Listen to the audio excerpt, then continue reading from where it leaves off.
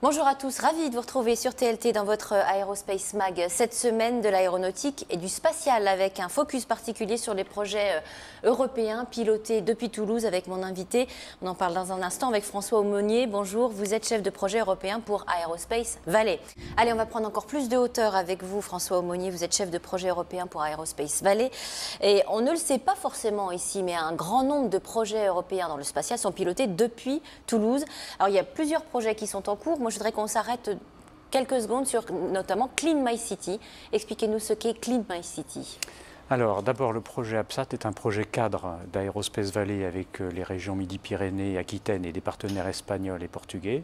Et le projet Clean My City est le projet technique de nos partenaires portugais. Oui. Il s'agit de donner aux citoyens la possibilité de repérer très rapidement les endroits où ils pourront aller porter leurs déchets à collecter et les trier. C'est un projet pour le Portugal ? C'est un projet au Portugal, mais l'idée étant que si jamais il y a d'autres territoires qui voudraient avoir le même service, ils pourraient faire appel à ce projet-là, à ces techniques-là. C'est un projet qui est en cours, qui existe aujourd'hui ou qui est encore au stade de projet justement? C'est un projet qui est en cours de mise en place sur le territoire de Guimarães, là, au nord du Portugal. Alors quelles sont les entreprises, parce que ce qui nous intéresse c'est ça, les entreprises toulousaines qui sont impliquées dans ce projet de Clean My City? Alors, dans ce cadre-là, il n'y a pas d'entreprise toulousaine directement dans Clean My City. Par contre, c'est un projet de navigation par satellite. On a d'autres projets dans la région Midi-Pyrénées. On a le projet Toura. Alors Toura, justement, ouais. Alors, le projet Toura est un projet qui est, lui, un accueil du touriste. C'est un guide de tourisme par navigation voilà. Avec satellite. Alors, c'est un guide qui s'adresse au grand public, qui peut être mis en place par les collectivités. Donc, en l'occurrence, c'est Toulouse Métropole, et puis avec des PME qui sont Magelium, Camineo, et puis le laboratoire Lyrit qui développe cette application. Et à travers ça, les touristes seront guidés avec une intrigue.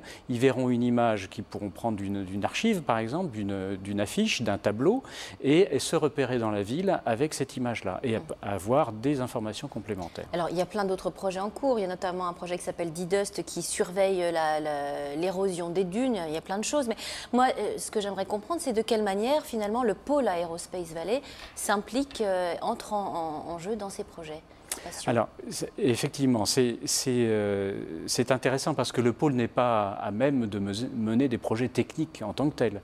Par contre, on est capable d'aller chercher des financements européens, de monter un cadre européen avec des partenaires et d'aller obtenir ces financements pour après, à travers un appel à projets, en l'occurrence en France, des deux régions, avec des spécificités dans chacune des deux régions, les entreprises et les laboratoires peuvent proposer des projets collaboratifs de recherche et développement. Et l'autre partie qui est importante, très importante pour le pôle Aerospace Valley, c'est d'aider ces compagnies à aller faire de la communication, de la dissémination de leurs projets et aussi de s'assurer, de les aider à s'assurer d'une viabilité économique de leurs applications.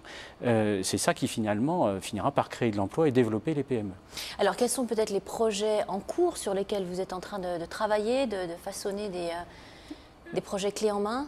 Alors, la chose la plus importante aujourd'hui, je pense, en termes de spatial, alors là, ça couvre aussi bien l'observation de la Terre que la navigation, les télécommunications, etc.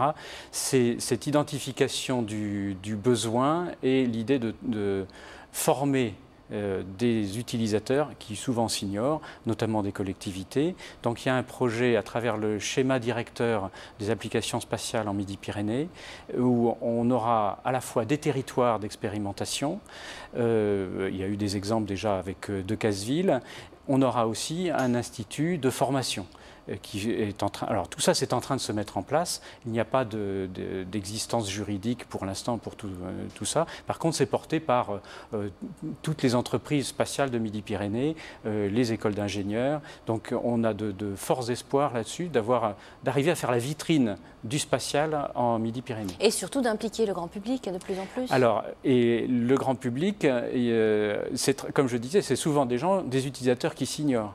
Oui, le jour où vous aurez avec Clean My City, en tant que touriste, vous arriverez à aller, au lieu de faire des kilomètres avec votre sac de bouteilles vides pour les mettre dans le bon collecteur, et vous aurez un navigateur sur votre téléphone, votre smartphone, mais en réalité, vous ne penserez pas qu'il y a du satellite derrière. Mais le satellite, c'est, pour reprendre un slogan d'autrefois, le satellite inside, c'est quelque chose qui est assez peu connu et pourtant très utilisé.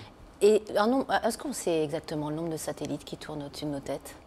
Ah, c'est une bonne colle pour moi. On a des collègues au CNES qui repèrent non seulement les satellites, mais aussi tous les débris de satellites pour éviter qu'il y ait des accidents. On parle souvent de la poubelle de l'espace, c'est un peu ça? Oui, alors, mais il y a vraiment la NASA et le CNES qui regardent ça très très attentivement.